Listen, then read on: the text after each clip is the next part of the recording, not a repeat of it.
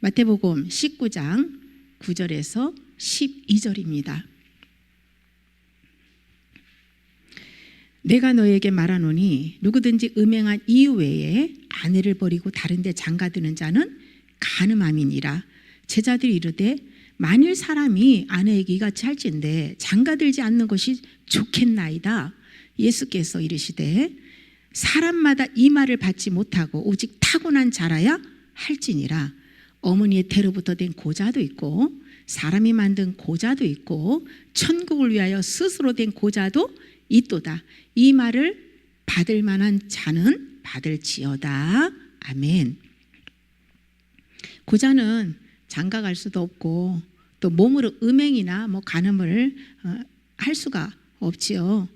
예수님께서 육적인 고자를 비유로 영혼의 고자에 대해서 교훈을 해주고 있는데요. 예수님께서 요한복음 8장 63절에 살리는 것은 영이니 육은 무익하니라.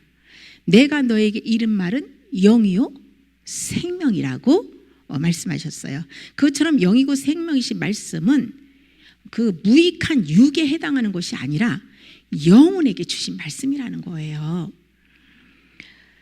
그러므로 육신의 고자를 통해서 영혼의 고자를 깨달아야만 하나님의 뜻을 우리가 바로 깨닫고 믿음의 반응을 할 수 있습니다.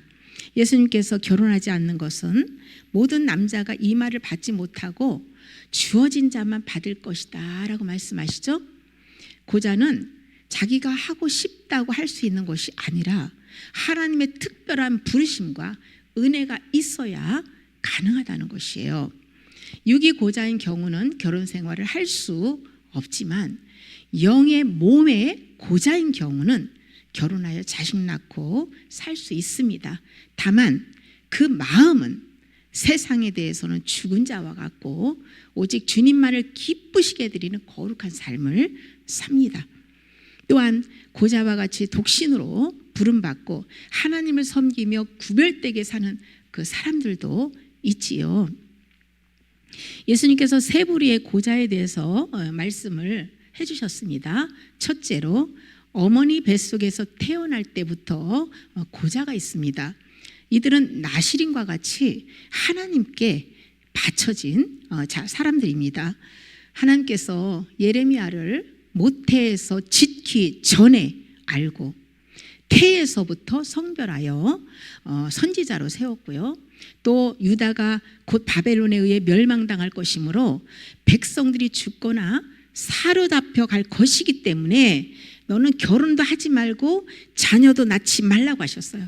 그래서 예레미야는 그 독신으로 선지자의 사명을 감당했지요. 다윗도 모태에서부터 택함받고 왕으로 기름 부음 받은 후 결혼하여 여러 명의 왕으로서 아내를 두었지만은 영혼만큼은 하나님의 마음에 합한 자로 항상 주를 찬양하는 고자의 삶을 살았습니다. 사도행전 18장 18절에 바울이 일찍이 서원이 있었으므로 갱그리아에서 머리를 깎았더라고 한 그것을 볼 때에 자신의 전 삶을 거룩히 구별하여 드리는 나실인의 서원을 한 것으로 이해할 수 있습니다. 오직 예수님의 복음을 전파하기 위해서 바울은 독신 서원을 한 것이지요.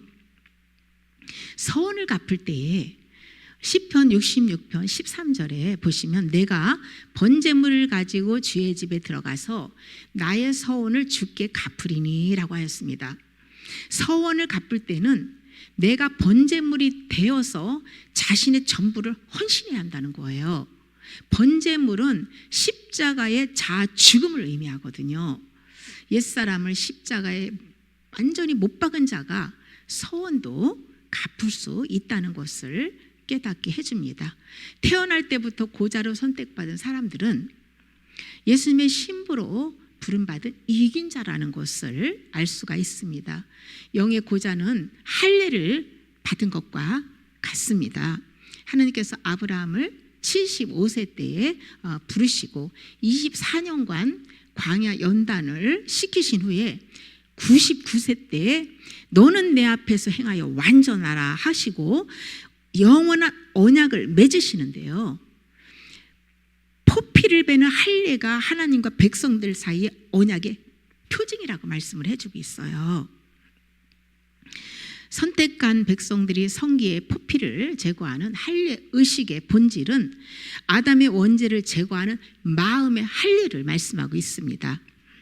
여호수아 5장에 보시면 이스라엘 백성들이 40년 광야 훈련을 마치고 요단강을 건너서 길갈 할례산에서 광야에서 태어나서 할례 받지 못한 그런 그 남자들에게 할례를 행하거든요. 이때 하나님께서 할례를 애굽의 수치가 떨어져 너희에게서 떠났다, 떠나게 되었다, 굴러 떨어졌다, 이러한 표현을 하십니다. 애굽의 수치는 바로 타락한 정욕과 그 죄성을 의미합니다. 죄성의 뿌리는 출애굽할 때도 제거해주지 않고요, 광야에서도 뽑아주지 않고 광야 훈련 다 마치고 요단강을 건너서 가나안 땅 들어가서 바로 그 입구에서 해결해 주시는데요. 이것은 원죄를 하나님께서 처음부터 해결해 주는 게 아니고요, 혼의 구원이 완성되고 이게 광야 훈련이 완전 마치고 나서 그 뿌리는 제거해 준다는 것을 교훈해 주지요. 바울은 골로새서 2장 11절에 그 안에서 너희가 손으로 하지 아니한 할례를 받았으니 육의 몸을 벗는 것이요 그리스도의 할례니라고 증언하고 있습니다. 바울은 육의 몸과 영의 몸에 대해서 이렇게 구분해서 고린전서에도 이렇게 말씀을 해주고 있어요. 육의 몸은 타락한 옛사람을 말하고 영의 몸은 이 구원받은 거듭난 속사람을 의미하는데요. 육의 몸을 벗어야 속사람이 그리스도와 하나로 연합할 수가 있는 것이에요. 타락한 옛사람이 죽어지는 광야 연단을 마치고 나면 아담으로부터 물려받은 타락한 정욕과 죄성이 뿌리 뽑아지고 예수님과 연합의 은혜를 주신다는 것입니다. 원죄의 뿌리가 뽑아지기 전에는 꾸준히 죄와 탐욕의 소유를 버리는 회개를 해야 합니다. 고자는 마귀가 주는 세상 쾌락과 음란을 끊어버리는 것이에요. 영이 고자가 되면 육도 순결하게 되죠. 몸은 영혼을 반영해 주거든요. 그래서 만약 몸이 죄로 더러워졌다면 이 영도, 이 속도 더럽다는 것으로 이해하면 맞습니다. 부부관계도 성적 쾌락의 도구가 아니라 그리스도의 마음으로 서로 사랑하고 예수님과 연합을 위한 사랑의 도구가 되어야 합니다. 두 번째, 사람들에 의해서 고자가 된 자들이 있습니다. 이것은 타인의 권유와 또 자기 생각과 의지로 수도자의 길을 가거나 성생활과 세상의 정욕을 끊기 위해서 금욕적인 생활하는 경우예요. 하나님께 부름받고 그 은혜로 행하는 것이 아니라 자신의 의지와 힘으로 죄를 멀리하고 의를 이루려고 하는 율법주의자들이나 종교인들이 여기에 해당됩니다. 자기를 위한 고자는 구원받을 수가 없습니다. 셋째, 천국을 위하여 스스로 된 고자는 하나님께 부름받고 그 은혜를 힘입어 자원해서 세상 정욕을 마음에서 내려놓고 오직 믿음으로 예수님만을 신랑으로 모시고 사는 영혼들입니다. 이런 경우 결혼 생활을 하면서도 영은 고자처럼 살 수 있고 또 독신으로 살면서 예수님만을 신랑으로 모시고 살 수도 있지요. 하나님의 부르심을 받고 천국을 위하여 스스로 고자가 된 사람들에게는 성적 욕망을 거두어 주십니다. 이들은 땅에 감추어진 보화와 값진 진주를 발견하고 그것을 사기 위해서 자기의 모든 소유를 팔아버립니다. 이것은 예수님의 생명과 연합하기 위해서 자아의 모든 소유를 버리는 회개를 하는 것이죠. 마음의 탐욕이 제거되고 생명이 흐르는 말씀으로 채워져 있으면 영적 육적 음란을 거부하게 됩니다. 부부관계는 예수님과 신부인 교회를 보여주는 모형이죠. 둘이 한 몸을 이루게 하신 이유는 자녀를 낳고 또 서로가 사랑의 연합을 이루어서 그리스도께로 나아가서 연합하라고 맺어주신 관계죠. 예수님이 구원하신 목적은요, 신부를 만들기 위해서입니다. 예수님께서 결혼한 부부에게 음행한 연고 외에는 이혼을 허락하지 않으셨어요.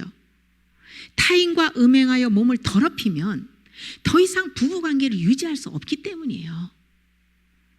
예수님도 신부인 교회가 마귀와 음행하지 않으면 어떤 이유로도 버리지 않는다는 것을 깨닫게 해줍니다. 영적 음행은 마귀가 주는 것들을 받아먹고 육신의 정욕, 안목의 정욕, 이생의 자랑에 푹 빠져서 세상을 사랑하고 세상 가치관으로 살아가는 것입니다.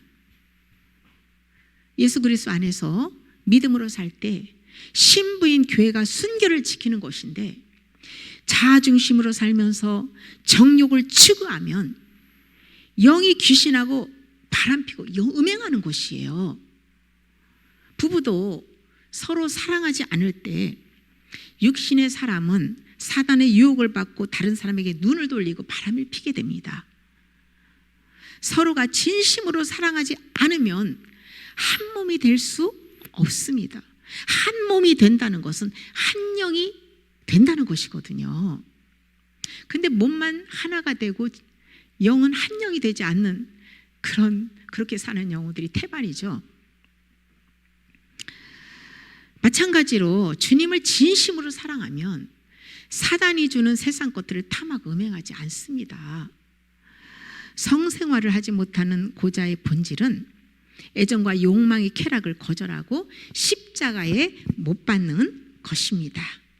이사야 56장 4절에서 5절, 여호와께서 이와 같이 말씀하시기를 나의 안식일을 지키며 내가 기뻐한 일을 선택하며 나의 언약을 굳게 잡은 고자들에게는 내가 내 집에서 내 성 안에서 아들이나 딸보다 나은 기념물과 이름을 그들에게 주며 영원한 이름을 주어 끊어지지 아니하게 할 것이라고 말씀하고 있어요.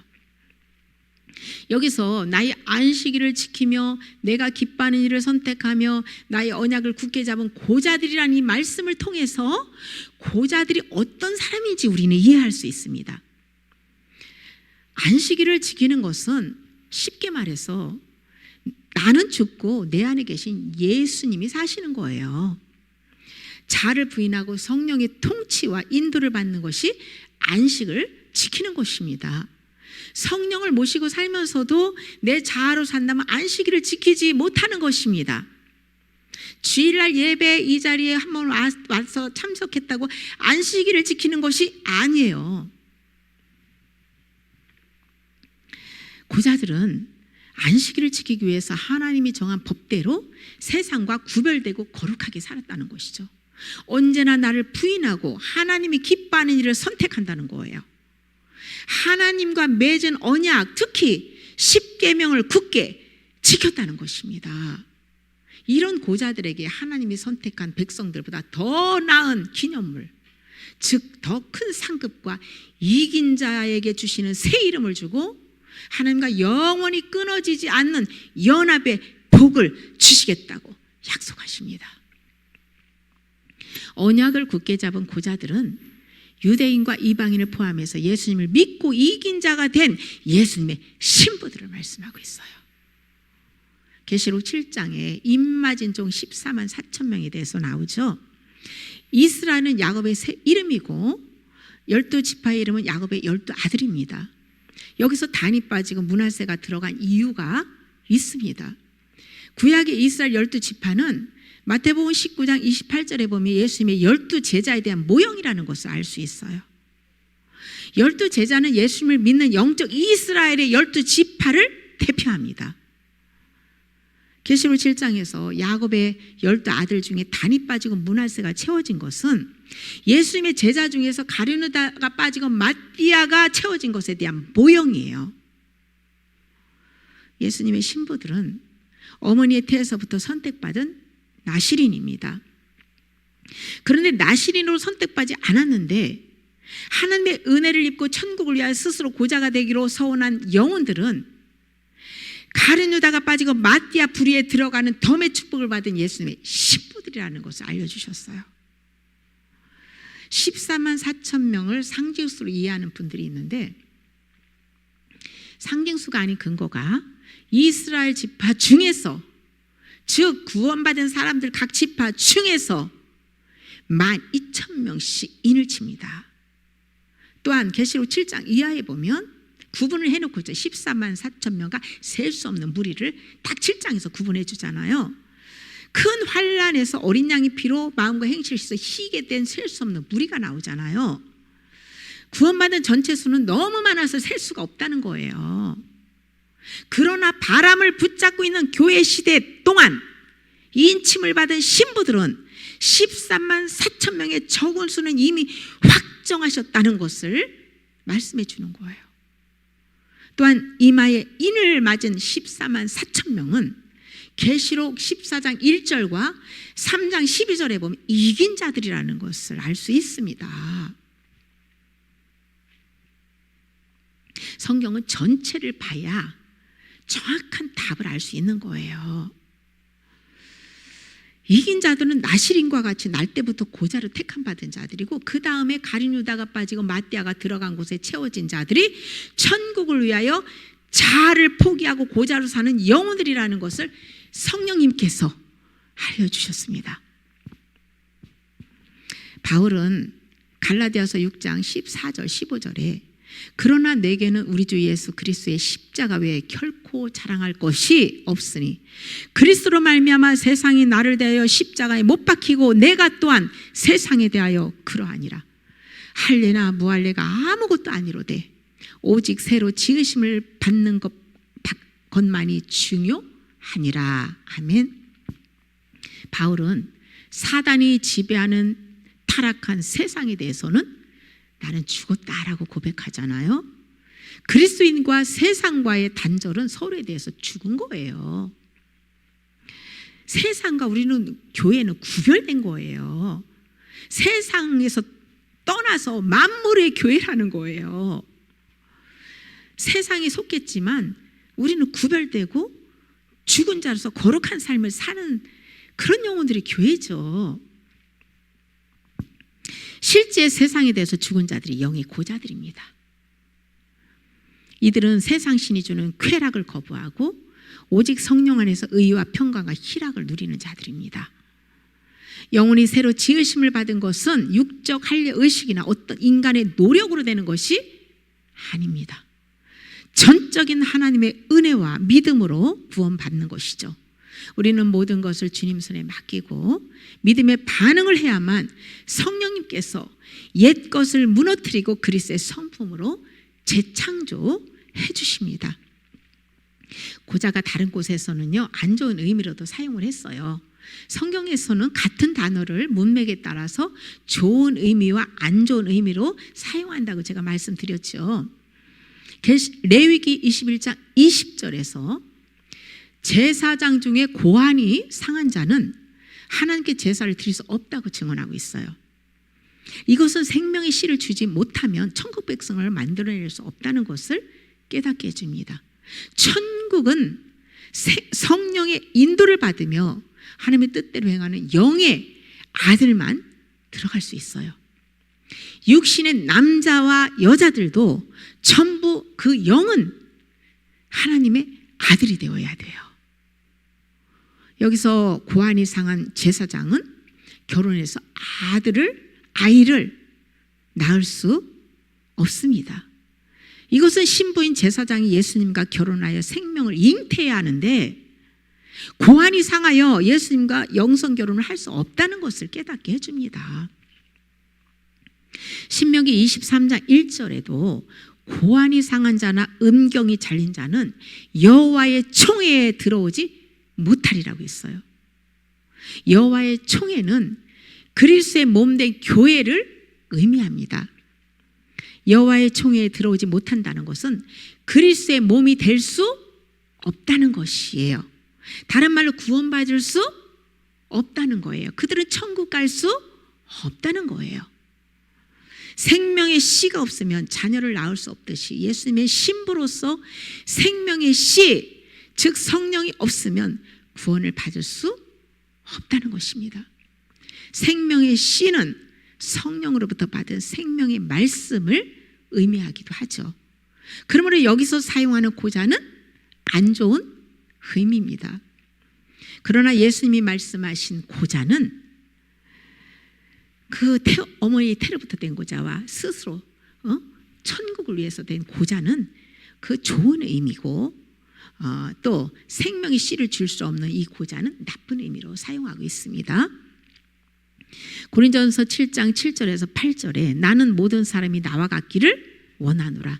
그러나 각각 하나님께 받은 자기의 은사가 있으니 이 사람은 이러하고 저 사람은 저러하니라. 내가 결혼하지 아니한 자들과 과부들에게 이르노니 나와 같이 그냥 지내는 것이 좋으니라. 아멘. 바울은 각자 하나님께 받은 은사에 따라 결혼하거나 독신으로 살 수 있다고 말씀하고 있죠. 그러나 마지막 때이니만큼 육신의 것들에 매이지 말고 자신과 같이 결혼하지 않고 하나님만을 위해서 사는 것이 좋다라고 또 권면하고 있어요. 주님께 부름받고 주님을 위해서 몸과 마음을 다드리는 헌신을 위한 목적이 아니라면, 성불구가 아닌 이상 때가 되면 결혼하는 것이 좋지요. 정욕이 불같이 타올라서 범죄하는 것보다 결혼하는 것이 낫기 때문이에요. 고린도전서 7장 29절에서 31절에 형제들아 내가 이 말을 하노니 그때가 단축하여진 고로 이후부터 안에 있는 자들은 없는 자같이 하며 우는 자들은 울지 않는 자같이 하며 기쁜 자들은 기쁘지 않는 자같이 하며 매매하는 자들은 없는 자같이 하며 세상 물건을 쓰는 자들은 다 쓰지 못하는 자같이 하라. 이 세상의 외형은 지나감이니라. 아멘. 바울은 예수님의 재림이 가까웠으니 결혼이나 재물이나 그 외의 육신의 모든 것들에 묶이지 말고 마음에서부터 내려놔라라고 권면하고 있는 거예요. 세속에 물들어 살면 신부의 예복을 준비할 수 없습니다. 이 세상의 외형이 지나간다는 것은 세상은 영원한 것이 아니고 그리스도가 재림하시면 그 형상조차도 다 무너지고 재창조될 것이기 때문이에요. 우리는 삶의 목적을 분명히 알아야 합니다. 주님을 위해서 결혼하고 주님을 위해서 자녀를 양육하고 모든 것이 주님을 기쁘시게 해드리기 위해서 존재하는 것이에요.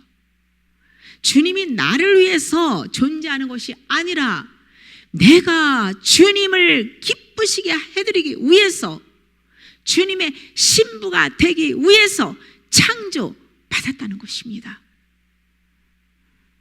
이 세상에 태어난 이유와 살아야 할 이유와 죽은 다음에 어디로 가는지 성경에 명확하게 기록해 놓고 있잖아요. 예수님만이 길이고 진리고 생명입니다. 합법적으로 결혼 생활하는 사람들도 쾌락을 목적으로 무절제한 성생활을 하면 하나님 앞에서 죄가 됩니다. 히브리서 13장 4절에 모든 사람은 결혼을 귀히 여기고 침소를 더럽히지 않게 하라. 음행하는 자들과 간음하는 자들을 하나님이 심판하시리라. 아멘. 결혼 외에 성관계나 불법적인 성행위 모두 다 하나님이 심판하신다는 거예요. 부부간에도 성적 쾌락을 위해서 음란물을 보거나 비정상적인 행위로 몸을 더럽히며 무절제한 성행위, 성생활은 모두 하나님 앞에서 죄가 되는 거예요. 우리의 몸은 하나님의 성전이고 주님의 핏값으로 샀기 때문에 내 몸을 쾌락의 도구로 사용할 수 없습니다. 성령이 함께 하시고 언제나 성령님이 나와 함께 하시고 나를 일거수일투족 모든 마음까지 다 보고 계신다는 것을 우리는 알고 의식하며 부부관계도 깨끗하고 절제하며 거룩하게 해야 합니다. 데살로니가전서 4장 3절에서 4절에 하나님의 뜻은 이것이니 너희의 거룩함이라 곧 음란을 버리고 각각 거룩함과 존귀함으로 자기 아내 대할 줄을 알라고 말씀하시죠. 부부간의 성관계도 사랑의 도구가 되어서 서로가 이해하고 용서하고 사랑하며 주님과 연합을 이루는 쪽으로 나아가야 되는 것이죠. 거룩함과 존귀함으로 아내를 또는 남편을 대하기 위해서는 성적으로 깨끗하고 서로가 진심으로 사랑해야 합니다. 하나님이 거룩하신 것처럼 신부들도 세상과 구별되고 성화되어야 합니다. 예수님을 믿는 사람들이 예수님의 임재와 진리 안에서 참 만족을 누리지 못하기 때문에 세상 것들을 탐하고 음행하는 것이에요. 우리가 애정과 욕망을 사랑하면 사단의 묶임에서 벗어날 수가 없습니다.